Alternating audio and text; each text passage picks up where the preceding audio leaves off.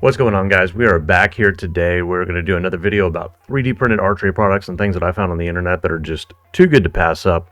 Something that normally costs quite a bit of money if you're to buy it online from, a normal company and everything. But today we're going to be doing this much easier. We're going to be printing it ourselves. It's something that we can make at home and still get really good quality products that we can use every day in our life as archers. I'm not going to waste any time, and some of these products, like I say, are something you use every day, every time you're out shooting. Other things are going to be, kind of one-offs or something that you need for a very specific thing. We'll also be talking about some things that were designed by other creators in the archery space that are really useful things, but, maybe I don't have the use for it, like a specific site or something like that, but something I feel like needs to be highlighted, and a couple things that were brought up by, viewers of the channel. Without any further ado, let's do further. So just like in the first video, we've searched through the different files over here on things.com, and we found, several things. There's a lot of searching that has to be done here because there's not a whole lot of archers that are building things for bows and whatnot.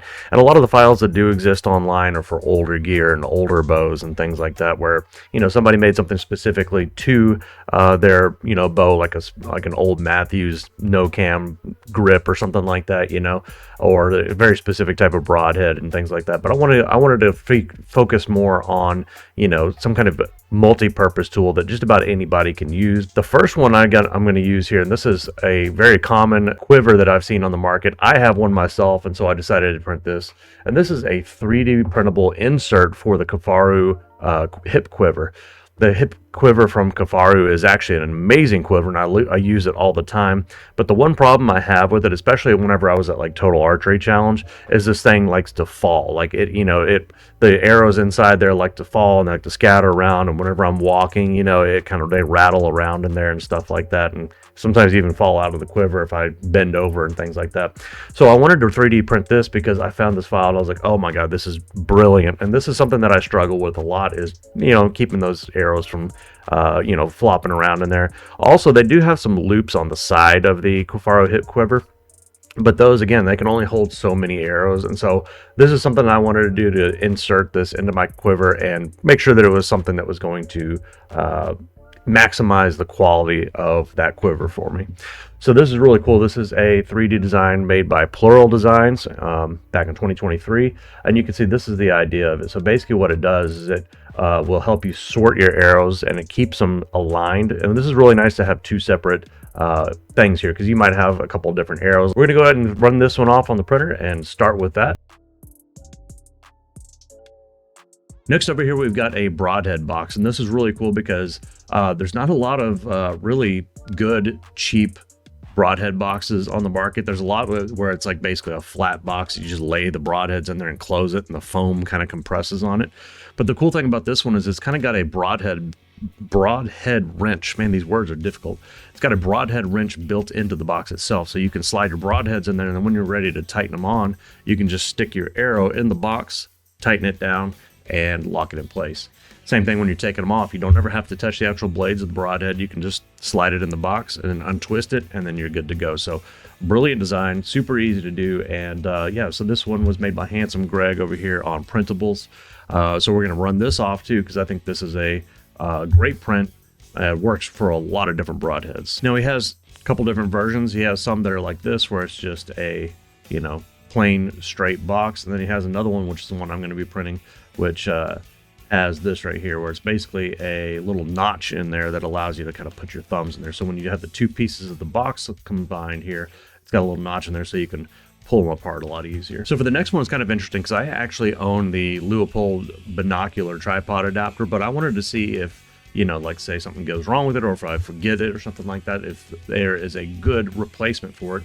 And this one looks like it's going to be it. So this is a binocular tripod adapter. So basically it will mount your binoculars to a tripod. So the base of it here, if you look at the picture over here, so the base right here is going to lock into your tripod like a standard camera mount right there. And it has an arm that comes up here, and then this is going to screw into the actual mounting plate for the binoculars on there, and so it allows you to quickly screw it on, have your binoculars mounted on there. And I found that having that binocular tripod adapter, I've got the Leupold optics, and having that binocular tripod adapter on there for my elk hunt in September was super useful. So I could easily glass do like a broad glassing of everything without having to carry my scope with me, with my spotting scope rather, and have a good view of the entire terrain and not have any distortion or vibrations in the view from my hand shaking and stuff like that. So really cool. Even comes with a 3D printable lock nut on there.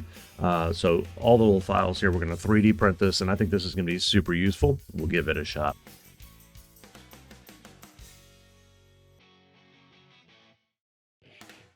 Next one's just kind of for fun, and so you can see the name over here. This is a Rambo explosive Arrowhead replica. I don't think YouTube will let me actually use this for putting explosives in there. They'll probably ban me or something like that. This is like I say, just screws onto your Arrowhead here. It allows you, if you wanted to put like some black powder or something in there, I believe you could put black powder in there and create basically a concussive explosion. But we're going to test this out as just an Arrowhead, and if you like to say, maybe if you comment down below, I'll post a video of me actually putting some kind of black powder or something in there and launching it at a target over on my Odyssey channel. Oh, and this was made by Mussy, not Muzzy, Mussy.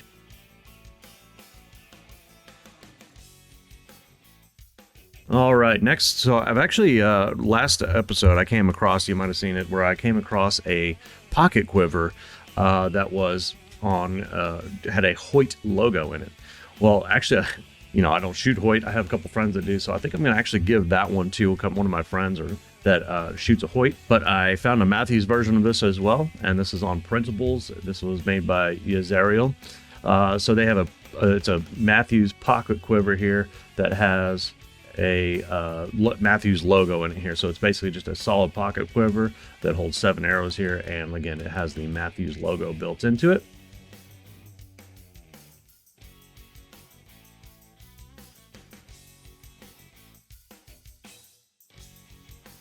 So we're going to print that, and we're going to test that out and see how well it works. Here's one I was just talking about the Hoyt logo in it. So this has an older Hoyt logo in it, and same kind of thing. It's the same pocket quiver, but instead of a MATHEWS logo, it has a Hoyt logo in it. I just printed out the one with the MATHEWS logo, and it came out great. I'll show you that in a little bit. The one for the Hoyt logo, though, it was just it wastes a lot of filament in order to print it with the logo in there, because every layer that it prints here, it's got to change filaments, and it purges a little bit of the old filament. And I mean, I have a pile of scrap filament just from printing that. So with this one, I'm just not going to print it with the logo on there. I'm just going to do it by itself. One thing I wanted to experiment with, though, is there's a setting on a lot of the printers called fuzzy skin. And basically what it does is it will make the outside of it kind of like textured. So it puts like a texture into the thing that you're printing itself. And I want to show you the difference with and without the fuzzy skin on there, because I think it really, for outdoors gear, that fuzzy skin feature works really well for creating another kind of built-in texture.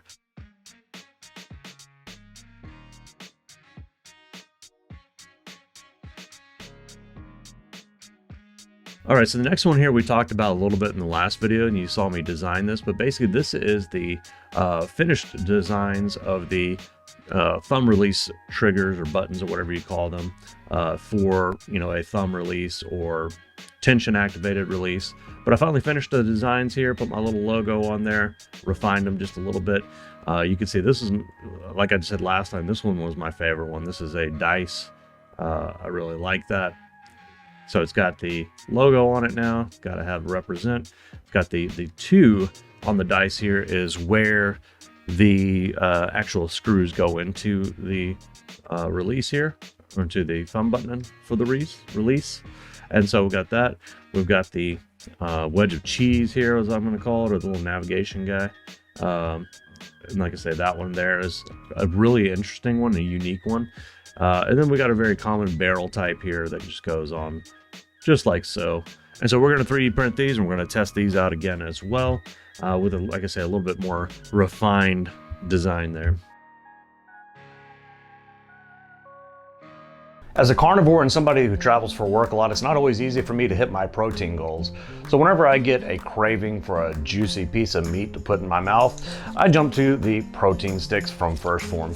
These are great because they're only 170 calories, they have 20 grams of protein, no MSGs and no nitrates in them. They're also very versatile and easy to pack and take with you wherever you want to go. You can stuff it in your sack. You can keep it in your drawers. You can play with it in bed. And once you're finished, you can always stick it in your partner's box while they're sleeping. So if you're on a carnivore on the run like me, it's great to have the First Form protein sticks with you. Make sure you don't miss your protein goals and you don't end up cheating on your diet. So go check out the links in my Instagram bio, or check out the links in the bottom of my YouTube description to check out the First Form protein sticks for yourself, and I know you won't regret it.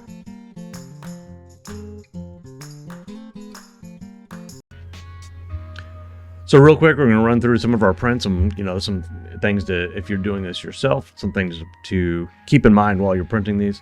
One is, this is the proper orientation of printing this MATHEWS quiver. So the way I did it, actually, whenever I print it, is I ran it off in this orientation, and it wasted a ton of filament. So you see this thing right here is what we call a prime tower.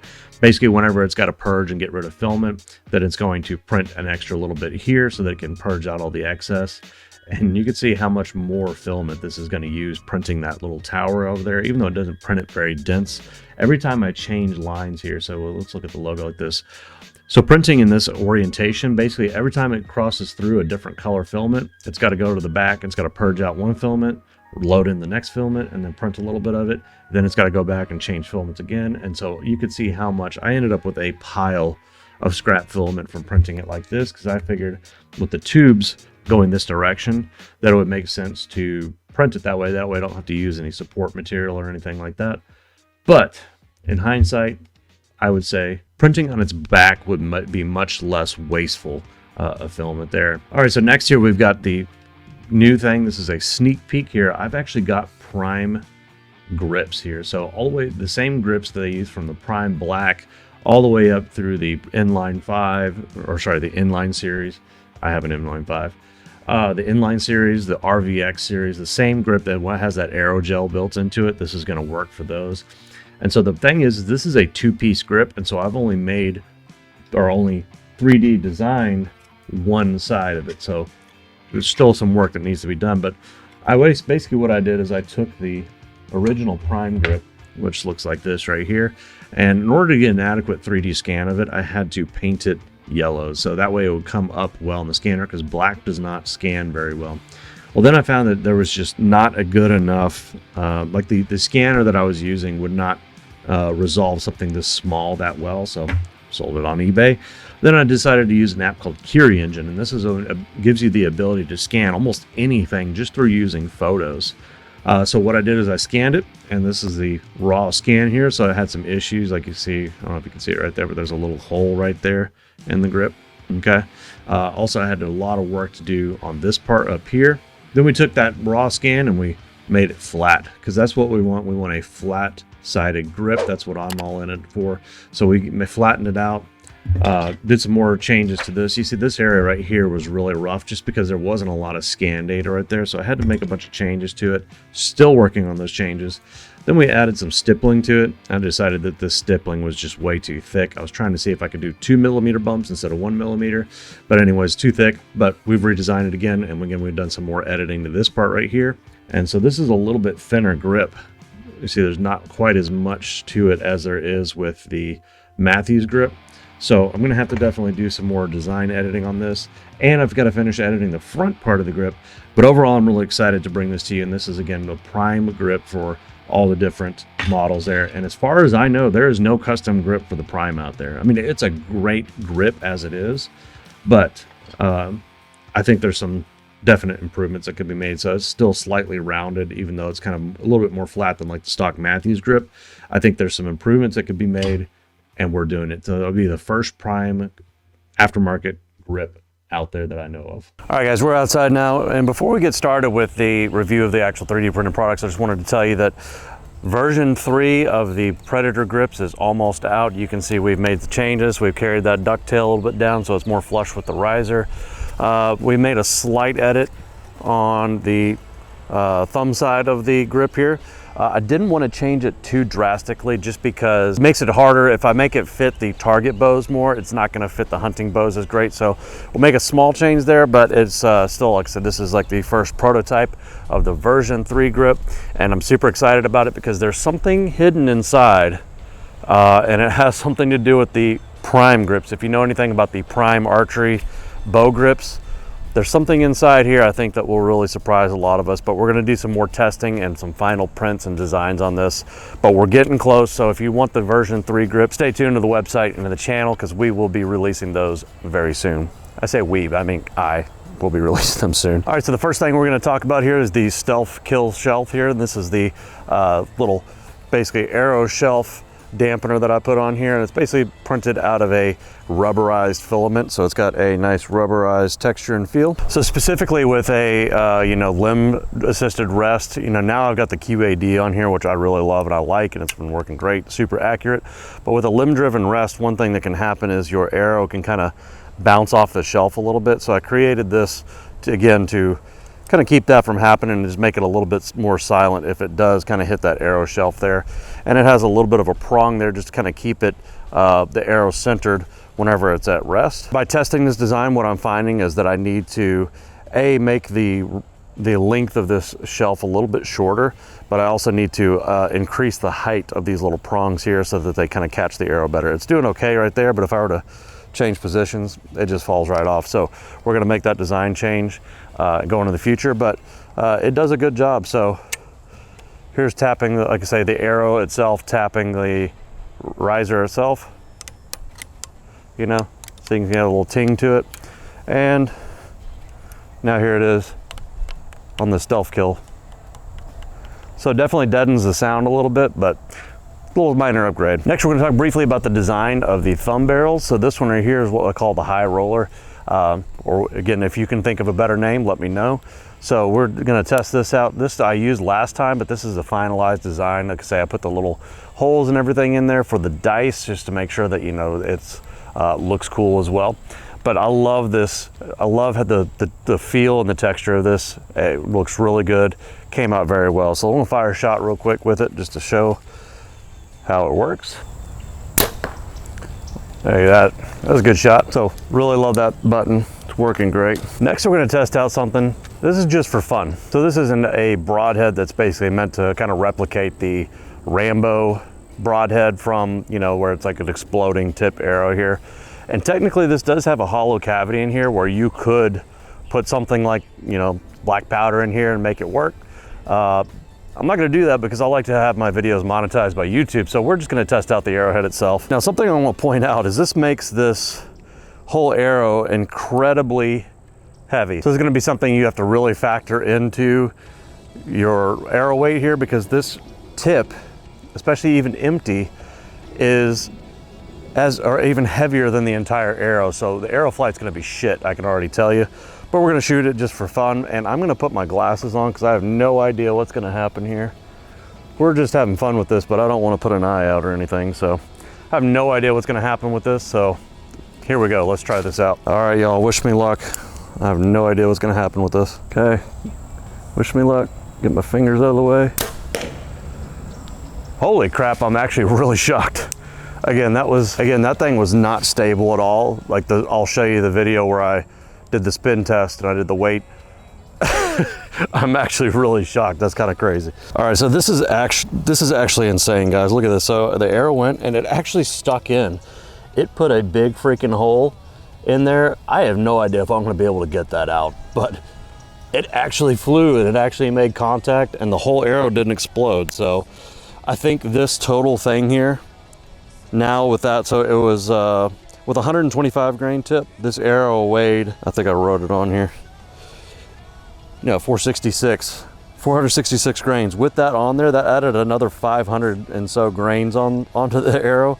So the fact that it actually flew, and look at that, height wise, that was the same. I mean, this is like 18 yards that I'm shooting. It's nothing, but I'm actually impressed. That's pretty wild. But I imagine this would be really fun if you actually were able to load this up with some kind of like tannerite and actually make it, do the pow pow thing. But wow. All right, so we're gonna pull it out here. Oh, so we got part of it out. Oh, the rest of it is stuck. It's buried in there. So, well, I guess I got a piece of, or I guess something else to aim at. I can break that to pieces with my other arrows. So, all right, now we're going to talk about the insert for the Kifaru quiver. And one thing I was worried about with this quiver is that it's kind of loud, right? Being printed out of plastic, I was worried that it was going to be a little loud whenever the arrow tips hit it. Not that I'm needing to be like stealthy and quiet, but I just don't want to be annoyed by it. But it actually worked out pretty well. One of the things I did with it is I put Plastidip on it. Plastidip is something you can dip like tool handles in to put a rubberized coating on it.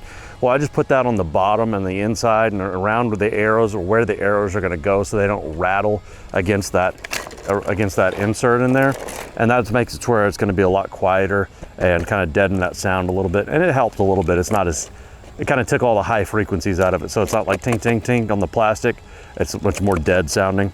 And being inside the quiver helps a lot. But really cool divider here. And yeah, it just works.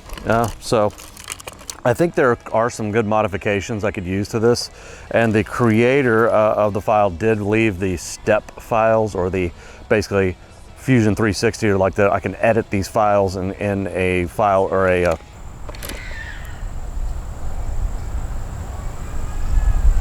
oh shit, there's a hawk attacking a cat over there.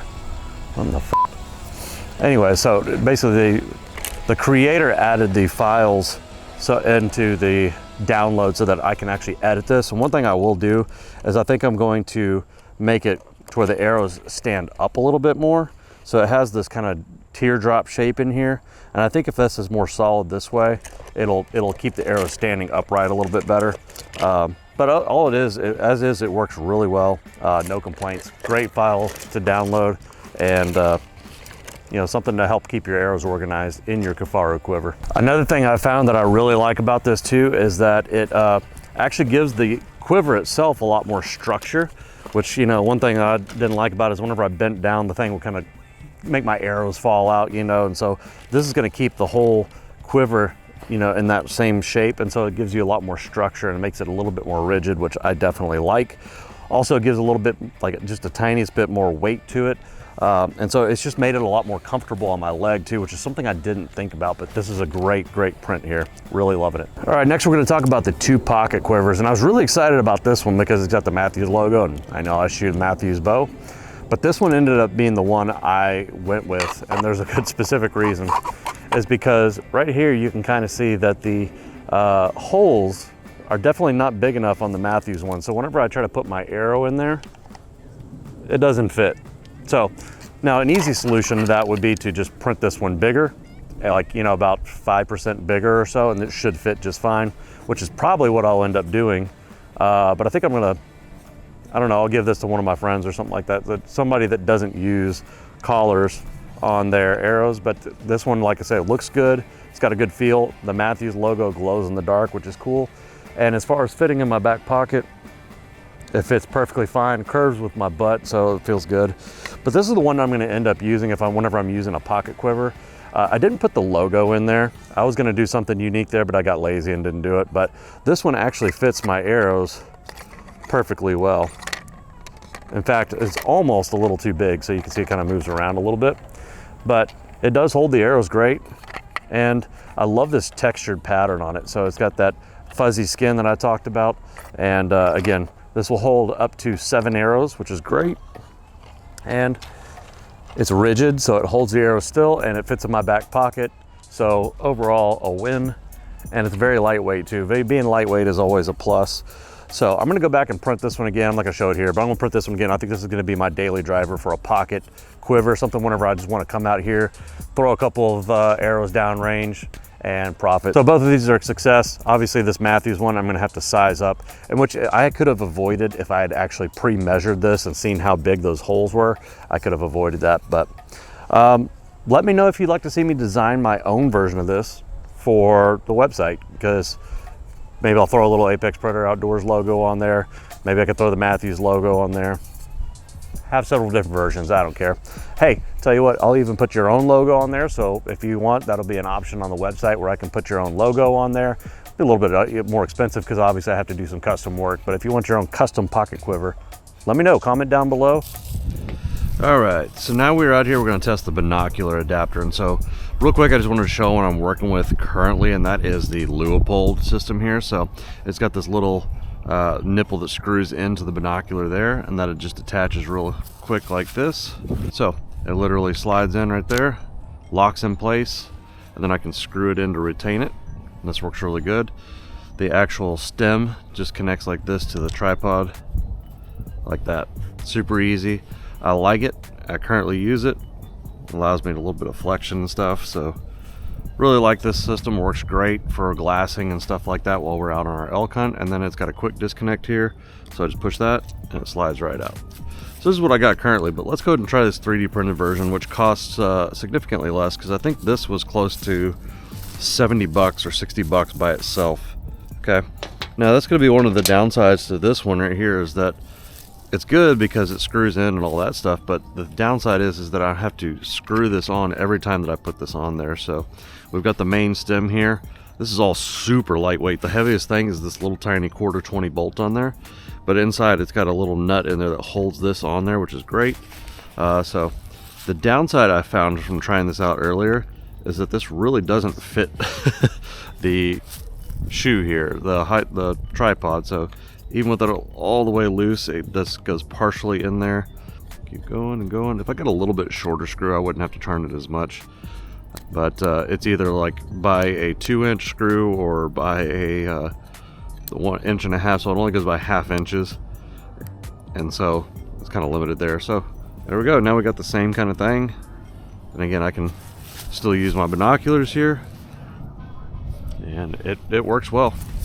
So it's not going to be as durable or as rugged as the one from Leupold, or whatever company you buy. If it's made out of an aluminum, it's going to be a little bit heavier, obviously, but it's also going to be a little bit more durable. But weight saving wise, or having a backup in case I lose that, it falls out of my bino harness, the weight on this, it costs like almost no weight, to have this thing in there. Come on, there we go. So it costs almost like no weight to have this thing as a backup, just in case I lose it, or I can bring it just in case a buddy forgot his. And it'll work with about any binocular system where it has that threaded insert there at 1/4, which is the common like tripod screw thread is a 1/4. So cool thing, man. And like I say, it's very, very useful. All right, so now we've got our broadhead boxes here. I just wanted to show you, this one was the one I printed originally. I did try to use it with these Sever 2.0s. You can see these are very long broadhead, and so it works technically, but they don't really sit in there super well. Even if I put them on upside down, it's a little bit better, but then I got the blade pointing up, so there's that. So that works okay for those. But where it really shines is this right here. So this is my these are the coverts by Crafted Archery, and you can see they stick in there pretty well, and it acts like a broadhead wrench too. So they stay in there like that, and I can literally just put my arrow right down on top of that, tighten it on there, pull it out, and then whenever I want to take the broadheads off, I don't even have to touch them. I just stick it down in the box there and untwist my arrow, and then once I got all my broadheads in there, slide the case right back on top of it. So ding, cool. Broadhead boxes, they work really well. I like how they have this like hexagonal design, so they kind of, when they're sitting on a shelf, they kind of mesh together and stuff too. It looks kind of cool. So very cool design. Props. So you can contact me on Instagram, great way to reach out to me and see what we're doing on the daily. I post a lot of gym content and fitness content on there, so whenever I'm out working in the gym and stuff, you'll see me updates on there. I want to thank the sponsor again for this video, and that is First Form. First Form is the supplements that I use to get me ready for the outdoors, keep me strong and keep me healthy. And man, I'll tell you what, the big thing I love about their products is just that they are so good and so clean with processed, and also, like I said, they're good price, and like I say, they have a whole system with the proteins, the pre-workouts, even the clothing. A lot of the clothing I wear in the gym, and this hat right here specifically, which is my new daily driver, all of it available on the First Form website. So if you go check out the link down in the description below, that'll give you access to my link, so you can be under my umbrella and you can support me and this channel. And guys, I really appreciate you tuning into the video. Thanks for watching. Don't forget, we've got channel memberships available, so if you do that, the first thing you're gonna do is you're gonna be able to get, for as little as $1, a month, you can get access to all the videos that I post at least a day or more early. So very good, cool thing to sign up for, and it supports the channel. You can also give a thanks down there if you really like this video. Just help support and give us a little tip, kind of basically is what it is. I'm not asking for a tip, but if you feel like you deserve it, I'd really appreciate that. And then lastly, like I say, the other sponsors of the channel is Crafted Archery and Easy Veins. You see the arrows that I'm shooting here had the Easy Veins on there. I almost refuse to go with any other vein because nobody can come up with a vein that is so easy to put on your arrow, easy to change in the field, no jig, nothing needed. You could just throw these on the end of your arrow and profit. So until I find somebody that does something better, Brendan, the guy, the owner of Easy Veins, man, he has been so supportive of me and of this channel. He just sent me some new veins. So we got the new veins on here. This is a nice low profile long vein, which is my preferred choice of veins here. I've got it in a 4-fletch. They also make it for 3-fletch. And again, you can get these in pretty much any custom size you want, and you get a whole box of them whenever you make that order. And if you use my code down below in the description, you will actually get 10% off, plus you'll get 2 free veins in the box. So if you ever need to do field repairs, you are good to go. So check them out, Easy Veins, link in the description for that. And Crafted Archery. All my arrows that I've been using for the longest time now are the Crafted Archery. These are the carbon ultralights and a 300 spine.